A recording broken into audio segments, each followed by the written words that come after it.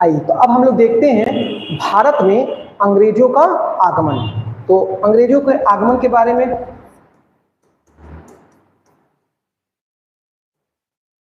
अंग्रेजों का आगमन, तो चलिए अभी हम लोगों ने बात किया ही था, तो मैंने बताया कि जो ब्रिटिशर्स थे ये भारत में कब आ रहे हैं, 1600 ईस्वी में आ रहे हैं। और आपने पढ़ा ही होगा कि 31 दिसंबर 1600 को महारानी एलिजाबेथ के समय में इनको क्या होता है, भारत में व्यापार का अधिकार प्राप्त होता है। ठीक है, थोड़ा सा यहाँ ध्यान रखिएगा कि जब ये भारत में आते हैं तो भारत में आने से पूर्व 1599 में ब्रिटेन में एक कंपनी हुआ करती थी जिसका नाम था मर्चेंट एडवेंचर्स। Merchant adventures. और इसी कंपनी को 1600 में एक नई कंपनी के नाम के रूप में स्वीकृति प्राप्त थी। क्या था, द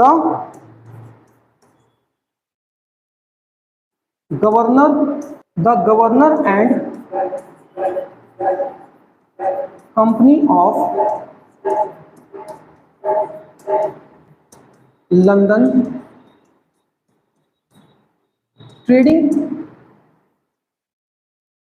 इनटू ईस्ट इंडिया। ठीक है, तो एक लंबा चौड़ा नाम था, ध्यान रखिएगा। इसे हम लोग सरल भाषा में क्या है, ईस्ट इंडिया कंपनी के नाम से जानते हैं। हालांकि इसे ईस्ट इंडिया कंपनी के नाम को जो आधिकारिक रूप से घोषित किया गया था वो 1833 के चार्टर एक्ट के तहत आ गया था। ठीक है, तो जो ब्रिटिश कंपनी थी पहले वो मर्चेंट एडवेंचर्स के नाम से जानी जाती थी, जब भारत में वो व्यापार करने आई तो उसी कंपनी को the governor and company of London trading into east India के नाम से एक लाइसेंस प्राप्त हुआ। किसके द्वारा, महारानी एलिजाबेथ के द्वारा। ठीक है, ध्यान रखिएगा ये जो कंपनी थी ये 217 ब्रिटिश सौदागरों की कंपनी थी और जिसे 15 वर्षों के लिए भारत में व्यापार का फरमान प्राप्त हुआ था। ठीक है, अब देखिए यहाँ पर ये जो कंपनी थी जब ये भारत आती है तो इसने क्या किया, भारत में अपनी प्रथम फैक्ट्री, अपनी फर्स्ट फैक्ट्री या इसी को हम लोग कहते हैं कोठी, कहाँ पे स्थापित किया, तो ये स्थापित किया सूरत में। सूरत में कब स्थापित किया, 1608 में। लेकिन ध्यान रखिएगा ये जो 1608 में कंपनी की स्थापना हो रही थी तो उस समय भारत के क्षेत्र में मुगल बादशाह कौन थे, जहांगीर थे। और जहांगीर के साथ कुछ अनुबंध हो जाने के कारण ये फैक्ट्री जो है ये 1613 में बनकर तैयार हुई थी। ठीक है, और इस बीच जो दूसरी फैक्ट्री थी वो मसूलीपट्टम में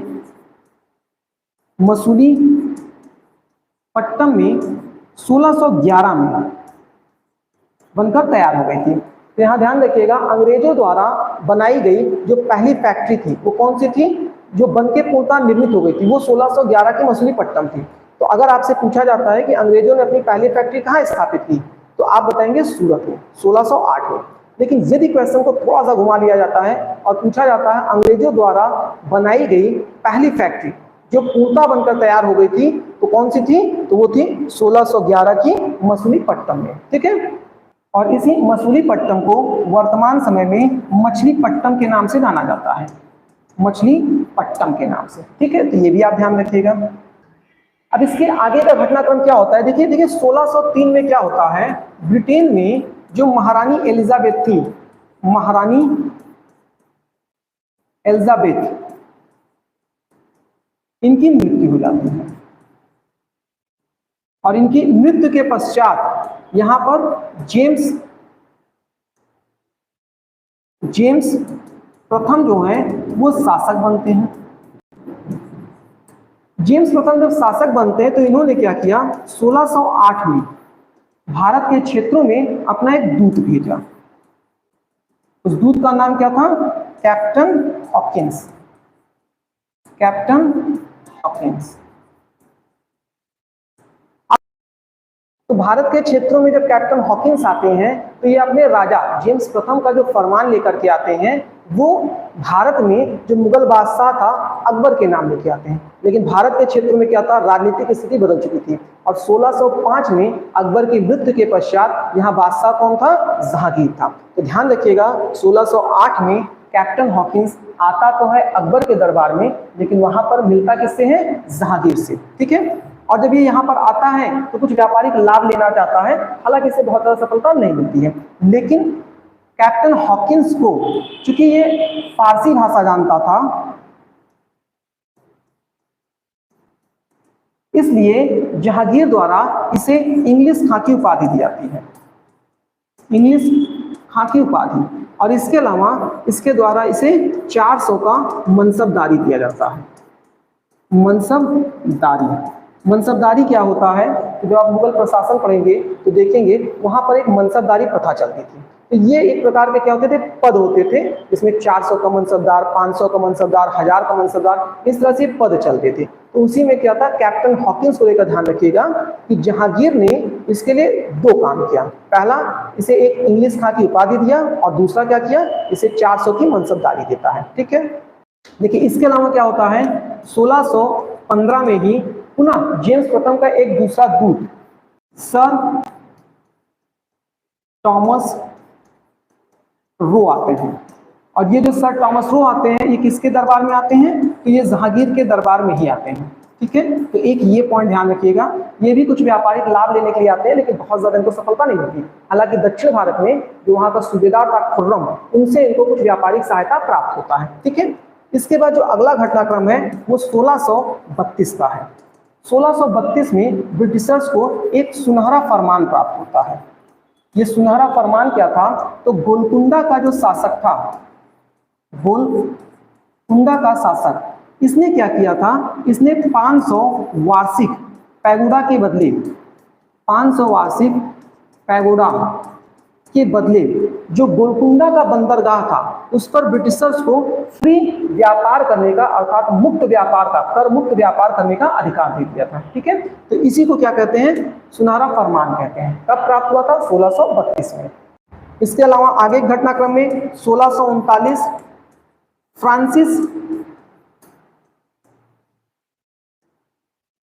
फ्रांसिस डे, जो एक ब्रिटिश अधिकारी था, उसने क्या किया, उस चंद्रगिरी के राजा से मद्रास को पट्टे पर प्राप्त किया, और यहीं पर इनके द्वारा फिर क्या हुआ,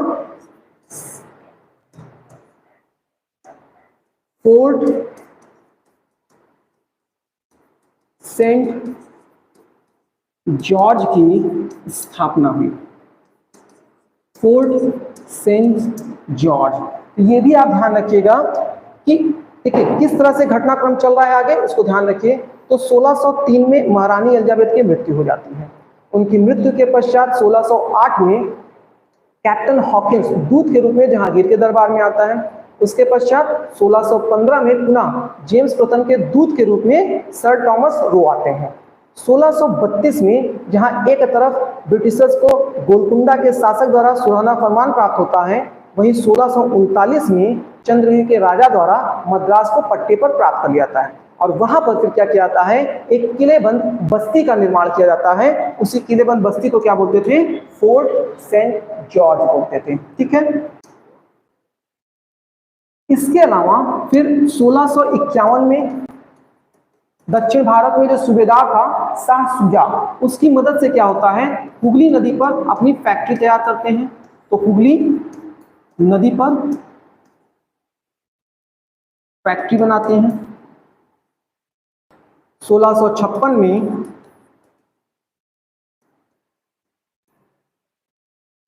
कासिम बाजार, पटना और राजमहल, झारखंड के क्षेत्र में जो आता है, ठीक है, उस पर नियंत्रण स्थापित कर लेते हैं। इसके अलावा 1661 जो एक महत्वपूर्ण और काफी इंटरेस्टिंग घटनाक्रम रहा, जहां पर आप देखेंगे कि जो ब्रिटेन के राजा थे चार्ल्स द्वितीय, इनका विवाह जो पुर्तगाल की राजकुमारी थी कैथरीन,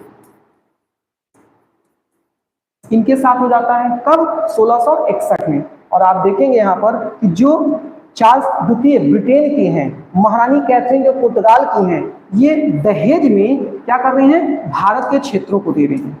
तो 1599 में सॉल्सेट द्वीप जो था, सॉल्सेट द्वीप, इसी सॉल्सेट द्वीप पर क्या है, मुंबई शहर बसा हुआ है। ठीक है, तो सॉल्सेट द्वीप जो था वो पुर्तगालियों के नियंत्रण में आ गया था। और अब जब कैथरीन का विवाह चार्ल्स द्वितीय से हो रहा है, तो कैथरीन की तरफ से यानी पुर्तगालियों की तरफ से जो मुंबई द्वीप था वो ब्रिटिशर्स को एक दहेज में दे दिया गया। तो देख रहे हैं यहाँ पर भारत के क्षेत्रों को दहेज के रूप में पुर्तगाली दे रहे हैं, किसको, ब्रिटिशर्स को। ठीक है, और फिर चार्ल्स द्वितीय ने क्या किया, 1668 में 10 वार्षिक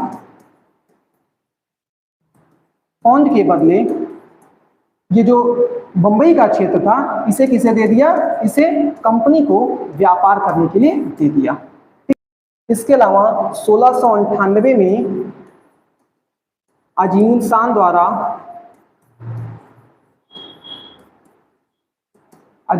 द्वारा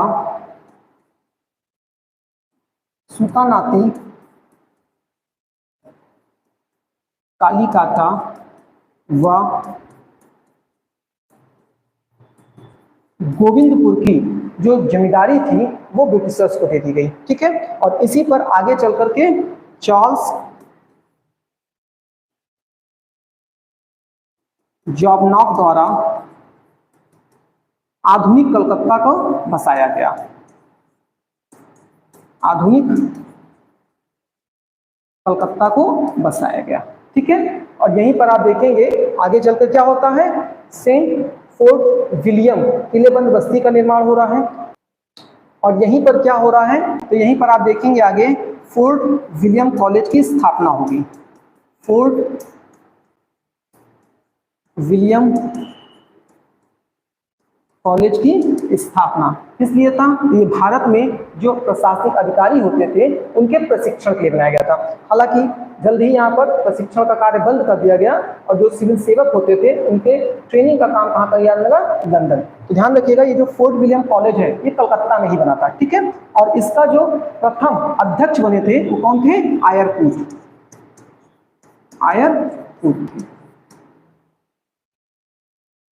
यहाँ पर गोविंदपुर को लेकर के एक बार ध्यान रखिएगा, गोविंदपुर भारत का पहला क्षेत्र था जहां पर ब्रिटिशर्स के खिलाफ विरोध किया गया था। और ये विरोध किसने किया था, तो यहाँ पर शोभा सिंह ने किया था। तो शोभा सिंह, इनका नाम हो सकता है आप लोगों ने सुना हो, प्रथम भारतीय जिन्होंने ब्रिटिशर्स के खिलाफ विरोध प्रदर्शन किया था। आइए अब आगे देखते हैं हम लोग 1717 की महत्वपूर्ण घटना जिसे व्यापार का मैग्ना कार्टा कहा जाता है। मैग्ना कार्टा, देखिए इस समय क्या था, इस समय जो मुगल शासक थे, मुगल शासक ये कौन थे, तो ये फर्रुखसियर थे। फर्रुखसियर, और फर्रुखसियर ने क्या किया था, फर्रुखसियर ने ब्रिटेन की कंपनी को कुछ अधिकार दे दिए थे। क्या दिए थे, तो इन्होंने 10,000 वार्षिक कर के बदले सूरत, जबकि 3,000 वार्षिक कर के बदले बंगाल मुफ्त व्यापार के लिए दे दिया गया था। इसके अलावा बंबई के क्षेत्र में जो ब्रिटिशर्स द्वारा सिक्के चलाए जाते थे उसे क्या किया गया, उसे पूरे भारत में मान्यता दिया गया।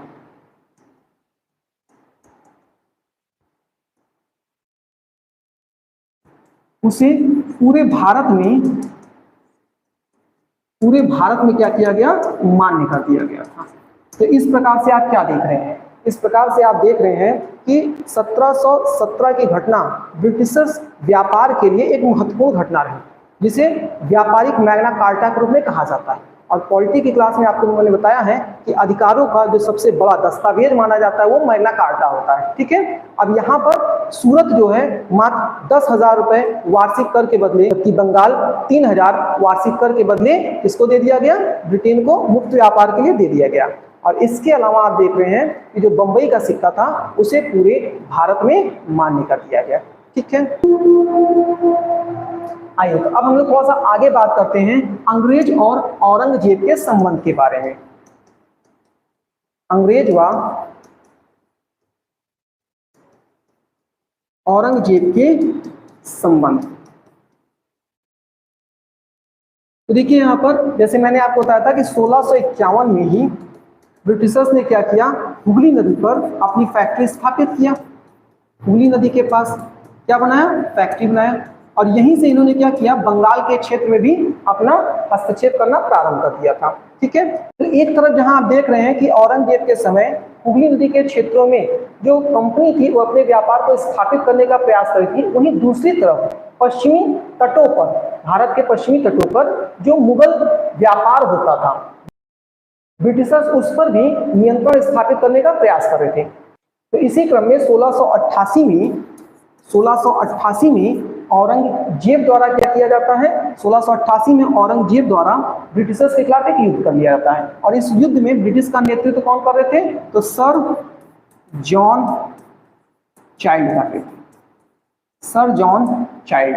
ठीक है, और सर जॉन चाइल्ड यहाँ पर क्या होती है, पराजय हो जाती है, और ब्रिटिशर्स कुछ जुर्माना देकर के पुनः भारत के क्षेत्रों में अपना व्यापार प्रारंभ कर लेते हैं। ठीक है, तो इस तरह से आपने देखा कि किस तरीके से ब्रिटिशर्स जो है भारत के क्षेत्र में अपनी व्यापारिक गतिविधियों को आगे बढ़ाए।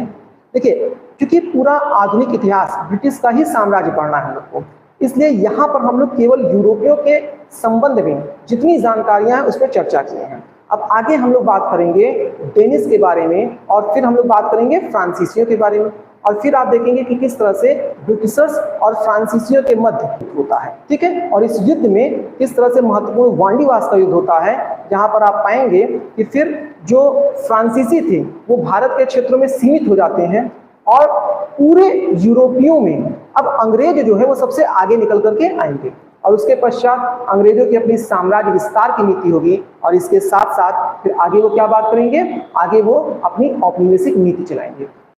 आइए तो अब हम लोग आगे की बात करते हैं डेनिस कंपनी के बारे में। डेनिस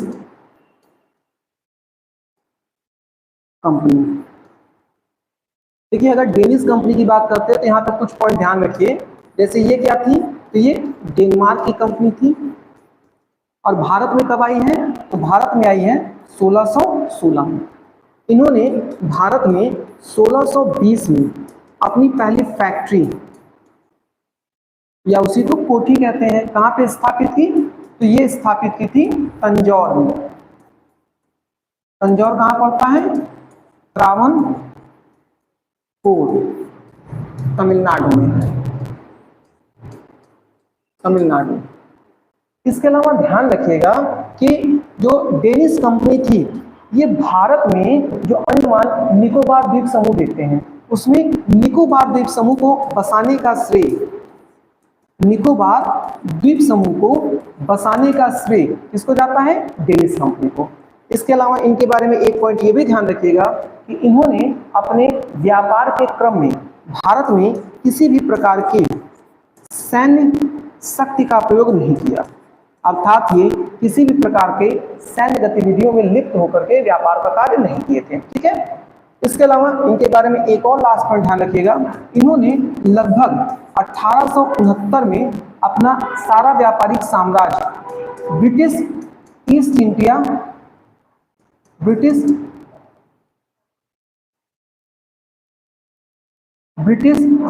इंडिया कंपनी को बेचकर भारत से चले गए थे। ठीक है, तो डेनिस कंपनी के बारे में ज्यादा नहीं है, थोड़ी सी बातें उसको ध्यान रखिएगा। पहला आपने क्या देखा कि इन्होंने 1616 में भारत में आए हैं, 1620 में फैक्ट्री की स्थापना कर रहे हैं, निकोबार द्वीप समूह को बसाने का श्रेय जाता है, और सैन्य गतिविधियों से ये दूर रहे थे। इसके अलावा लास्ट में ये अपना सब कुछ ब्रिटिश ईस्ट इंडिया कंपनी को बेच करके भारत से चले जाते हैं। ठीक है, अब हम लोग बात करते हैं फ्रांसीसी कंपनी के बारे में।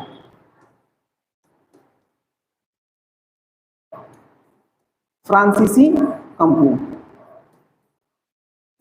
कंपनी के बारे में ध्यान रखिएगा कि फ्रांस में जो उस समय शासक थे लुई 14वां,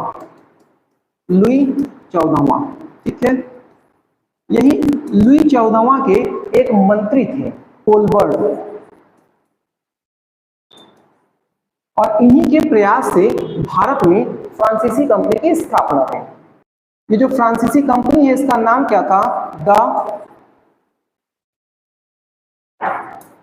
इंडियन ओरिएंटलेस। ठीक है, तो द इंडियन ओरिएंटलेस कंपनी जो थी उसकी स्थापना भारत में लुई 14वां के मंत्री कोलबर्ट के प्रयासों से स्थापित होती है। ठीक है, और फ्रांसीसी लोग भारत में कब आ रहे हैं? तो ये आ रहे हैं 1664 में। 1664 में आने के पश्चात यहाँ पर इन्होंने पहली अपनी फैक्ट्री 1668 में स्थापित की और दूसरी 1669 में। 1668 में इन्होंने जो अपनी पहली फैक्ट्री स्थापित की वो कहाँ की? जैसा कि पहले मैंने बताया था कि जो ब्रिटेन में पहला और दूसरा कर रहा है वही, तो पहला सूरत में और दूसरा मसूलीपट्टनम में। मसूलीपट्टनम में। इसके अलावा 1669 में इन्होंने पांडिचेरी पर एक तरह से अपना नियंत्रण स्थापित कर लिया। ठीक है, इसके नेतृत्व में इस समय अधिकारी कौन था? तो फ्रैंको मार्टिन था। Franco Martin. ठीक है, और इसी पांडिचेरी को इन्होंने क्या किया? अपना मुख्यालय बनाया। मुख्यालय। और ये जो पांडिचेरी क्षेत्र था इसे बेलगांव के एक मुस्लिम जमींदार से प्राप्त किया था। ठीक है, बाद में आगे चल करके इन्होंने माहे,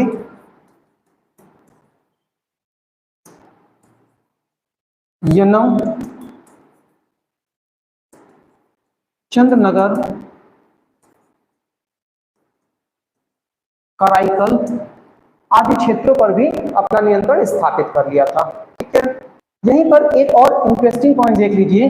देखिए, जब 1947 में भारत आजाद हो रहा है तो वास्तव में भारत ब्रिटिश शासन से आजाद हो रहा था। ठीक है, लेकिन 1954 में आप देखेंगे कि भारत में कुछ क्षेत्र अभी भी फ्रांसीसी औपनिवेश क्षेत्र के रूप में जाने जाते थे। उसमें कौन था? तो यनम आप देखेंगे, माहे देखेंगे, कराईकल देखेंगे और पांडिचेरी देखेंगे। इसीलिए 1954 में जब भारत फ्रांसीसियों से इन क्षेत्रों को प्राप्त करता है तो भारत इन सारे क्षेत्रों को, क्योंकि उस समय तक भारत के जो क्षेत्र थे वो राज्य और संघ शासित राज्यों में उनका वितरण हो चुका था। ठीक है, इसके अलावा ये जो क्षेत्र थे, ये क्षेत्र की विशेषता क्या है कि ये तीन राज्यों में बिखरे हैं। 3 राज्यों में, जहां आप माहे को देखेंगे ये केरल में है। वहीं यनम की बात करते हैं तो यनम कहां पर है? ये आंध्र प्रदेश में है, आंध्र प्रदेश में। और अगर आप कराईकल और पांडिचेरी की बात करते हैं तो ये क्या है? तमिलनाडु में है, तमिलनाडु में। तो इस प्रकार से ये 4 क्षेत्र 3 राज्यों में बिखरे हैं। और जब भारत में इनको स्वतंत्रता प्राप्त होती है 1954 में, तो इनकी सांस्कृतिक एकता के कारण, क्योंकि ये फ्रांसीसी औपनिवेशिक थे तो यहाँ पर जो संस्कृति थी वो एक समान थी, और इसी वजह से आगे चल करके पुदुचेरी के नाम से आप देखते हैं ये क्या हो गए? एक संघ शासित राज्य बन गए, संघ शासित राज्य। ठीक है, ये थोड़ा सा पॉइंट इसको ध्यान रखिएगा। इसके अलावा ध्यान रखिएगा, एक सौदागर था जा बैप्टिस्ट टेवर्नियर। तो जा बैप्टिस्ट टेवर्नियर ये प्रथम यूरोपीय जिसने भारत में हीरो की खाने के होने का उल्लेख किया था, और इसने 1666 में एक 116 कैरेट का ब्लू डायमंड प्राप्त किया था। ब्लू डायमंड, जिसे बाद में ले जाकर के इसे लुई 14वें को बेच दिया था। लुई 14वें को बेच दिया था। ठीक है, और इसी के बाद फिर आपने देखा था कि किस तरह से 1668 में यहाँ पर फैक्ट्री स्थापित करके भारत में जो व्यापारिक गतिविधियां थी उसको तीव्र कर दी गई थी। अब हम लोग आगे की स्थिति को समझते हैं। देखिए, इसके बाद कौन सा था? एक स्वीडिश कंपनी थी जो 1731 दिखाते हैं आपको, लेकिन मुख्य रूप से चाइना के साथ व्यापार कर रहा था, भारत के क्षेत्र में नहीं था। तो अभी तक की अब पृष्ठभूमि क्या तैयार हुई देखिए। देखिए, सबसे पहले क्या आए भारत के क्षेत्र में? तो भारत के क्षेत्रों में पुर्तगाली आए, फिर आप उसके बाद देख रहे हैं डच आए, डचों के बाद कौन आ रहा है? अंग्रेज आए, अंग्रेजों के बाद आपने देखा डेनिस आ रहे हैं, और इस डेनिस के बाद फिर आप देख रहे हैं कौन आ रहा है, फ्रांसीसी आ रहे हैं, तो फ्रांसीसी कंपनी आ रही है। और इस बीच में आपने क्या देखा कि जब हम पुर्तगालियों की बात करते हैं तो पुर्तगाली मुख्य रूप से अगर कहें तो भारत में व्यापार में पिछड़ने व ब्राजील की खोज के कारण भारत के क्षेत्रों से बाहर हो गए। डचों की बात करें तो डचों ने क्या किया, इन्होंने अंग्रेजों के साथ युद्ध लड़ा, और कौन सा युद्ध, अभी चर्चा हम लोगों ने किया था कि ये वेदड़ा का युद्ध लड़े। कब लड़े, 1759 में, और इसमें पराजित होने के बाद ये भी भारत के व्यापार क्षेत्र में पिछड़ गए।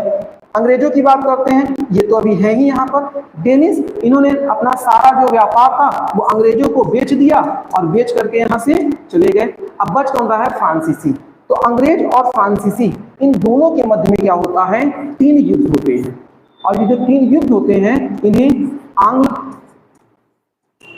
कर्नाटक युद्ध के नाम से जाना जाता है, ठीक है। और इसी आंग्ल कर्नाटक युद्ध के जो तृतीय निर्णायक युद्ध होगा उसी में आप देखेंगे 1760 में क्या हो रहा है, वांडीवास का युद्ध होता है।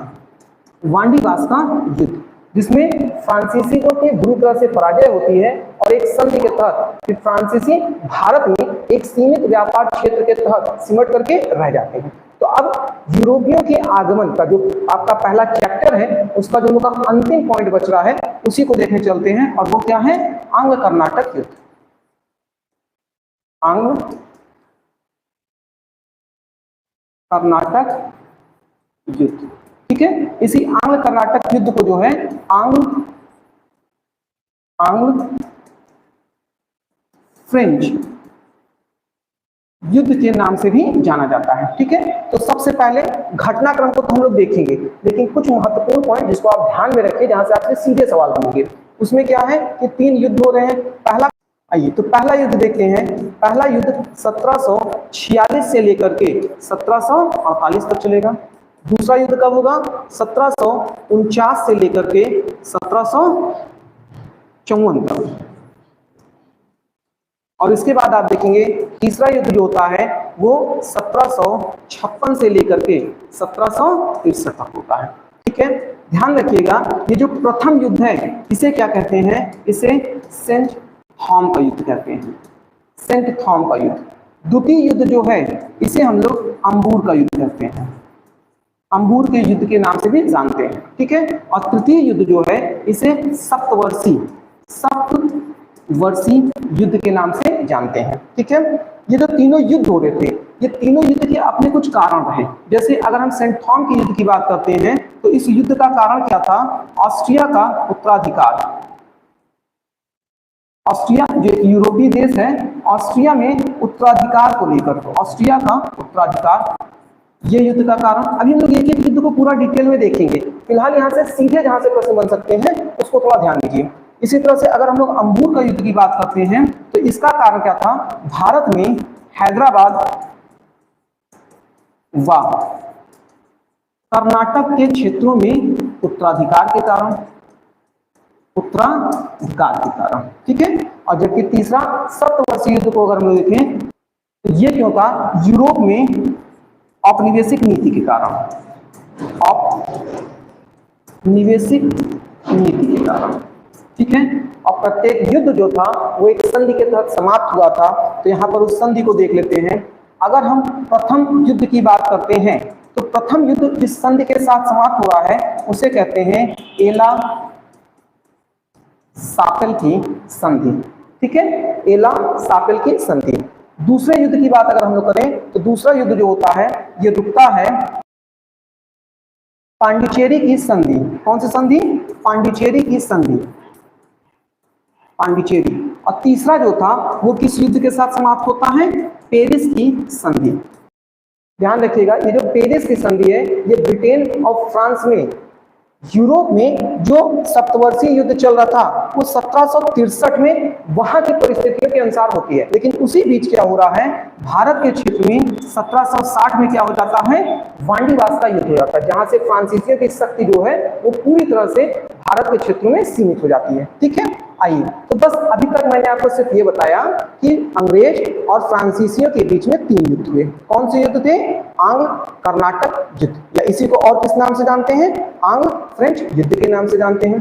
प्रथम युद्ध कब हो रहा है? तो 1746 से स्टार्ट हो रहा है और 48 तक चल रहा है। दूसरा युद्ध कब हो रहा है? 1749 से स्टार्ट हो रहा है और 54 तक चल रहा है। और तीसरा युद्ध 1756 से 1763 तक। ठीक है, प्रथम युद्ध जो था वो सेंट थॉम का युद्ध कहलाता था। दूसरा युद्ध जो है अंबूर का युद्ध कहा जाता है। और तीसरा युद्ध जो है उसे हम लोग क्या कहते हैं? तो उसे हम लोग कहते हैं सप्तवर्षीय युद्ध के नाम से। ठीक है, इसी तरह से हम बात करें तो पहला युद्ध जो था उसमें कारण क्या था? ऑस्ट्रिया में उत्तराधिकार। दूसरे युद्ध का कारण क्या था? भारत के क्षेत्रों में हैदराबाद और कर्नाटक में उत्तराधिकार का युद्ध। और तीसरा युद्ध क्या था? तो उसका कारण बना यूरोप में औपनिवेशिक विस्तार। ठीक है, संधि की बात करते हैं। प्रथम युद्ध के बाद जो संधि हुई कौन सी थी? एला सापेल की संधि। द्वितीय युद्ध के बाद जो संधि हो रही है कौन सी है? तो वो है पांडिचेरी की संधि। और तृतीय युद्ध के बाद जो संधि हो रही है कौन सी है? एरिस की संधि। ठीक है, अब हम लोग एक एक करके युद्ध को देखते हैं। तो आइए सबसे पहले हम लोग बात करते हैं प्रथम युद्ध के लिए। आइए अब हम लोग देखते हैं प्रथम युद्ध कौन सा था? सेंट थॉम का युद्ध, या इसी को आप क्या कहेंगे? प्रथम आंग्ल फ्रेंच युद्ध। ठीक है, या इसी को आप प्रथम आंग्ल कर्नाटक युद्ध भी कहेंगे। तो अभी हम लोगों ने चर्चा किया था कि जो ये युद्ध है ये कब हो रहा है? 1746 से लेकर के 1748 तक। इसका कारण क्या था? ऑस्ट्रिया का उत्तराधिकार। ऑस्ट्रिया का उत्तराधिकार। ध्यान रखिएगा कि ये युद्ध का जो प्रारंभ है ये 1740 से ही हो जा रहा है, लेकिन भारत के क्षेत्रों में 1746 से लेकर के 48, क्योंकि ये वैश्विक कारण था, यूरोप का तत्कालिक कारण था, तो वो प्रभाव जो है 1740 से वहां पर हो जाता है।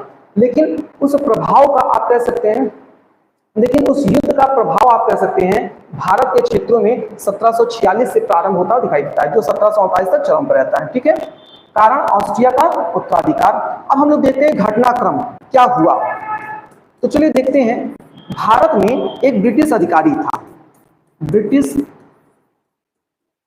अधिकारी, और इस ब्रिटिश अधिकारी का नाम क्या था? तो इसका नाम था वॉरनॉट।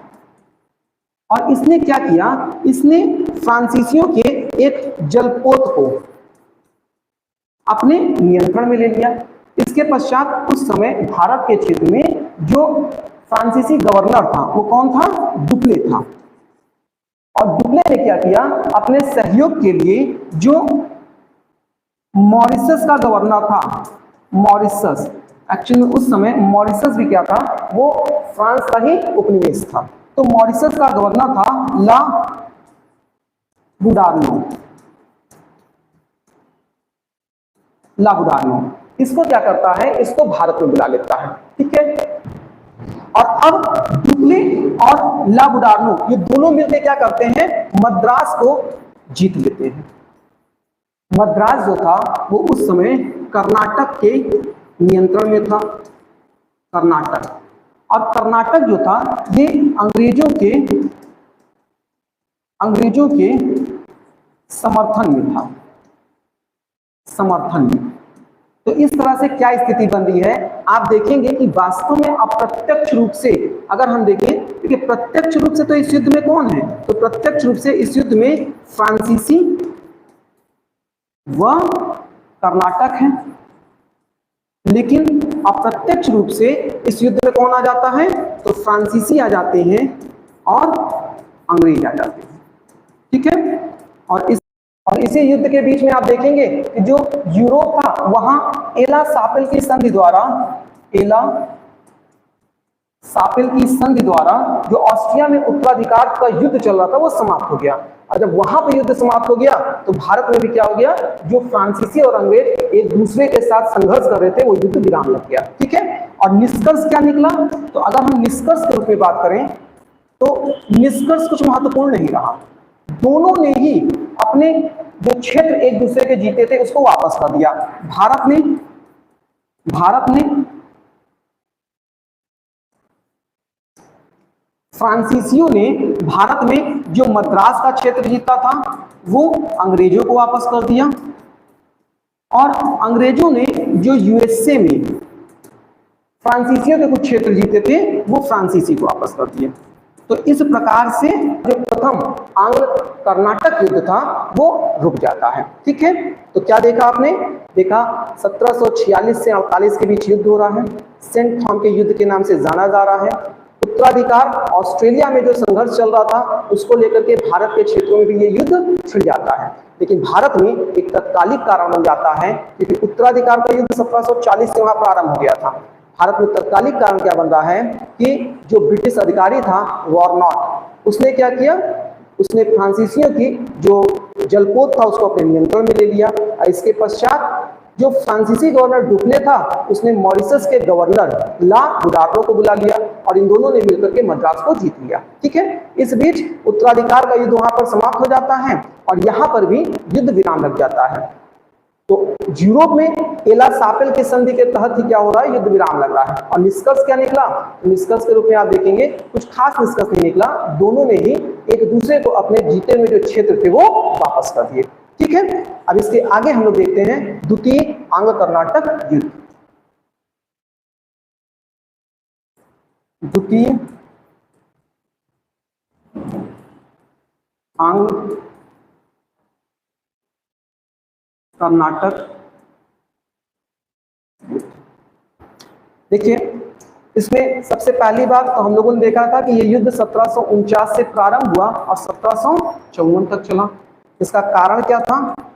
कारण के रूप में आपने देखा कि जो हैदराबाद था, हैदराबाद और प्लस कर्नाटक, इन दोनों ही जगहों पर क्या चल रहा था? उत्तराधिकार का युद्ध चल रहा था। इस युद्ध को किस नाम से जानते हैं? अंबूर के युद्ध से, अंबूर का युद्ध। आइए अब हम लोग देखते हैं इसका घटनाक्रम। देखिए, हैदराबाद में आपने पढ़ा था कि हैदराबाद का जो स्वतंत्र शासक हुआ था, जिसने हैदराबाद को एक स्वतंत्र राष्ट्र के रूप में स्थापित किया था, कौन था? निजामुल मुल्क। निजामुल मुल्क। निजामुल मुल्क की मृत्यु के पश्चात इसका पुत्र जो था, इसका पुत्र था नासिर जंग। नासिर जंग, ठीक है, तो ये था निजामुल मुल्क का पुत्र। जबकि निजामुल मुल्क का पौत्र कौन था? वो था मुजफ्फर जंग। मुजफ्फर जंग ये निजामुल मुल्क का पौत्र था और इन दोनों के मध्य क्या हो रहा है? उत्तराधिकार का युद्ध छिड़ जाता है। इस बीच ध्यान रखिएगा कि जो नासिर जंग था, इस नासिर जंग को अंग्रेजों का समर्थन प्राप्त था, अंग्रेजों का समर्थन, और जो मुजफ्फर जंग था इसे फ्रांसीसियों का समर्थन प्राप्त था। और दोनों ही अंग्रेज और फ्रांसीसी ये चाहते थे कि इनके समर्थक वाला व्यक्ति वहां का नवाब बने। ठीक है, तो इस तरह से क्या हो रहा है, यहां पर आप देख रहे हैं कि दोनों ही एक दूसरे के सामने आ जा रहे हैं। अब इसी तरह से क्या हो रहा है, जब हम कर्नाटक की बात करते हैं,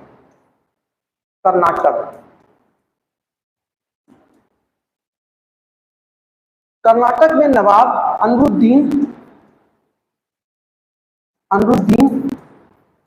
वह इनके बहनोई थे चंदा साहब। इन दोनों के मध्य क्या होता है? उत्तराधिकार का युद्ध चल जाता है। ठीक है, और इसमें भी आप इसी तरह से देखेंगे कि जो अनिरुद्दीन था ये अंग्रेजों का समर्थक था, जबकि जो चंदा साहेब थे ये किसके समर्थक थे? ये फ्रांसीसियों के समर्थक थे। तो अब अगर आप पूरी घटनाक्रम को देखें तो क्या हो रहा है, एक तरफ आप देखेंगे कि नासिर जंग है, दूसरी तरफ इसके साथ कौन है? नासिर जंग है, अनिरुद्दीन है और प्लस अंग्रेज है। और इन लोगों का संघर्ष किसके साथ हो रहा है? तो अब देखिए, नासिर जंग के संघर्ष में कौन था? मुजफ्फर जंग।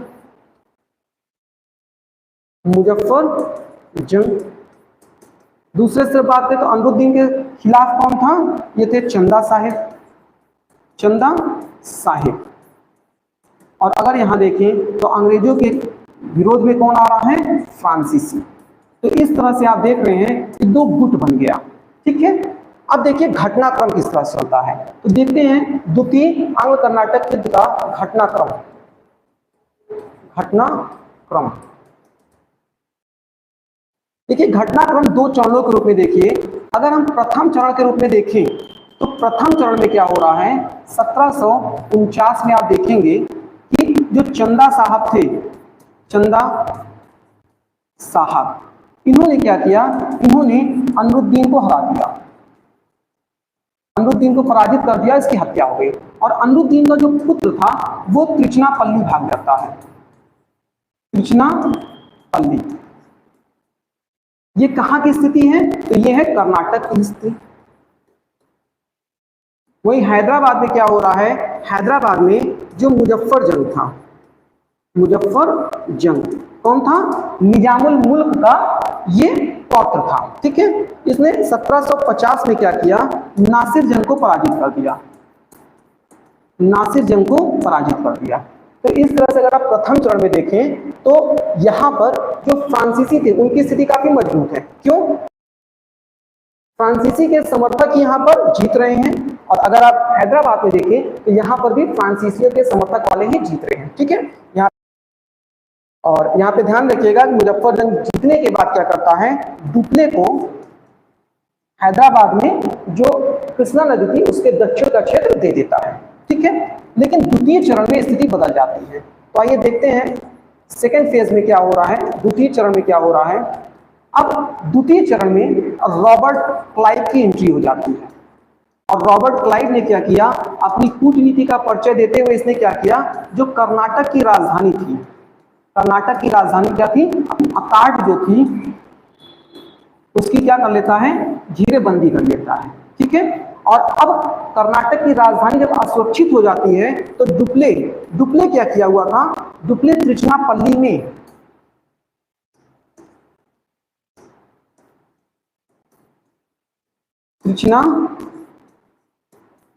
में जो अनवरुद्दीन का पुत्र था, अनवरुद्दीन का पुत्र, इसकी जो घेरेबंदी किया हुआ था, ये त्रिचनापल्ली से क्या करता है, अपनी घेरेबंदी को हटा लेता है, और अंग्रेज आकर के अनवरुद्दीन के जो पुत्र थे उसको सुरक्षित बचा लेते हैं, ठीक है। इसके अलावा जो तंजौर के राजा थे, तंजौर के राजा, तो तंजौर के राजा द्वारा जो चंदा साहब थे, तंजौर के राजा अंग्रेजों के समर्थन में थे, तो इनके द्वारा जो था, जो चंदा साहब थे, इनकी हत्या करा दी जाती है। और जब चंदा साहब की हत्या हो जाती है तो अनवरुद्दीन का जो पुत्र था, अनवरुद्दीन का पुत्र, वो क्या कर लेता है, वो गद्दी प्राप्त कर लेता है। इस तरह कर्नाटक के क्षेत्र में अगर आप देखेंगे तो कर्नाटक के क्षेत्र में क्या होता है, अंग्रेज सफलता प्राप्त कर लेते हैं, ठीक है। और ये युद्ध कैसे समाप्त हो रहा है, तो ये युद्ध आप देखेंगे ये 1755 में। देखिए प्रत्येक समय पर आप पाएंगे कि युद्ध जिस समय समाप्त होता है वही संधि हो जाती है। ध्यान रखिएगा, द्वितीय आंग्ल फ्रेंच युद्ध जो है वो 1754 तक चला है, और यहाँ पर संधि कब हो रही है, 1755 में। तो संधि का नाम क्या था, अभी हम लोगों ने चर्चा किया था,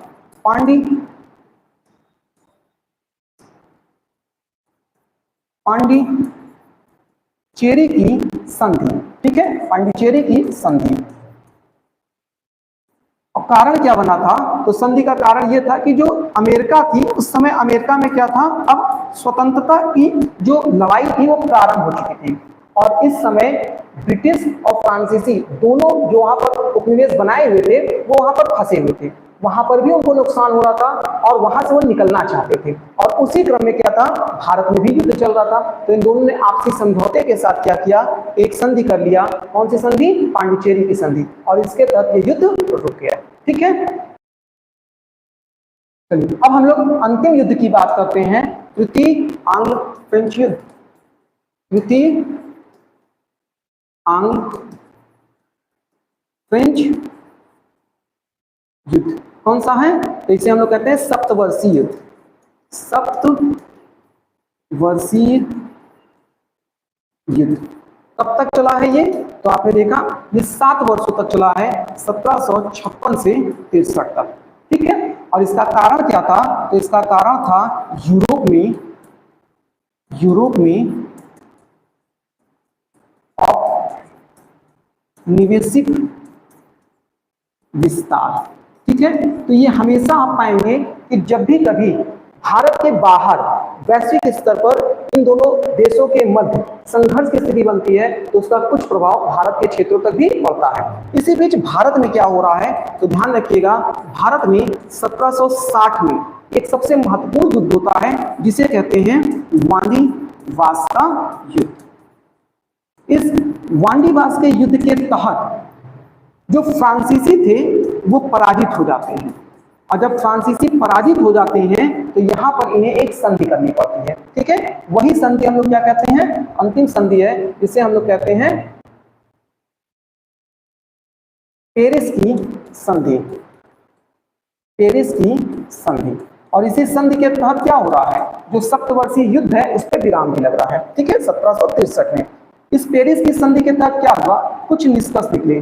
पहला कि जो फ्रांसीसी हैं, फ्रांसीसी अब ये सेना नहीं रख सकते हैं, सेना नहीं रखेंगे, सेना नहीं रखेंगे। दूसरा क्या है कि फ्रांसीसी अब अपना साम्राज्य विस्तार नहीं करेंगे, और जो इनके सीमित क्षेत्र हैं उसी सीमित क्षेत्र में रह करके ये क्या करेंगे, व्यापार करेंगे। भारत में इन सीमित क्षेत्रों के अतिरिक्त व्यापार नहीं करेंगे। तीसरा, ये अंग्रेजों के खिलाफ किसी तरह की षड्यंत्र नहीं करेंगे, तो अंग्रेजों के खिलाफ षड्यंत्र नहीं करेंगे। इसके अलावा ध्यान रखिएगा, इनको यहां पर यह भी सीमित कर दिया गया था, ये केवल भारत के साथ व्यापार करेंगे, और अंग्रेजों द्वारा क्या किए गए थे, जो इनके जीते हुए क्षेत्र थे उनको वापस कर दिया गया, लेकिन शर्त क्या रखी गई कि ये अपने क्षेत्रों का किलेबंदी नहीं करेंगे। ठीक है, तो इस प्रकार से आपने देखा कि जो वांडीवास का युद्ध रहा वो फ्रांसीसियों को भारत में पूरी तरह से समाप्त कर दिया, एक छोटे से सीमित क्षेत्रों में रह गए, जिनको मैंने बताया कि 1954 में जाकर के जो स्वतंत्र हुए थे। ठीक है, और ब्रिटिशर्स जो हैं अब यहाँ संपूर्ण यूरोपीय जो संघर्ष चल रहा था उसमें सर्वश्रेष्ठ शक्ति के रूप में उभर करके आए हैं। ये आपका फर्स्ट चैप्टर था जिसे आपने कहा यूरोपियों का आगमन। ठीक है, इसमें हम लोगों ने क्या देखा, तो हम लोगों ने देखा कि पहले जितने भी यूरोपीय महत्वपूर्ण देश थे वो व्यापार के क्रम में भारत है, और व्यापार के लाभ में इन्होंने भारत में आकर के आपस में संघर्ष किया। इस संघर्ष में आपने तीन महत्वपूर्ण युद्ध को देखा। एक आपने देखा वेदड़ा का युद्ध, दूसरा आपने देखा वांडीवास का युद्ध, और तीसरा आपने देखा आंग्ल फ्रेंच युद्ध। और इस तरह से वेदड़ा के युद्ध में डच, वांडीवास के युद्ध जो आप आंग्ल फ्रेंच युद्ध का ही एक हिस्सा मान रहे हैं, यहाँ पर फ्रांसीसी, ये पूरी तरह से क्या हो गए, भारत के क्षेत्रों से समाप्त हो गए। ठीक है, अब हम लोग इसके आगे के जो क्लास करेंगे उसमें आपको उत्तरवर्ती मुगल शासकों से चीजें देखने को मिलेगी। ठीक है, तो उत्तरवर्ती मुगल शासक और उसके पश्चात फिर हम लोग देखेंगे भारत में ब्रिटिशर्स का साम्राज्य विस्तार। ठीक है, तो चलिए फिलहाल यहीं पर इसको समाप्त किया जाता है। ओके।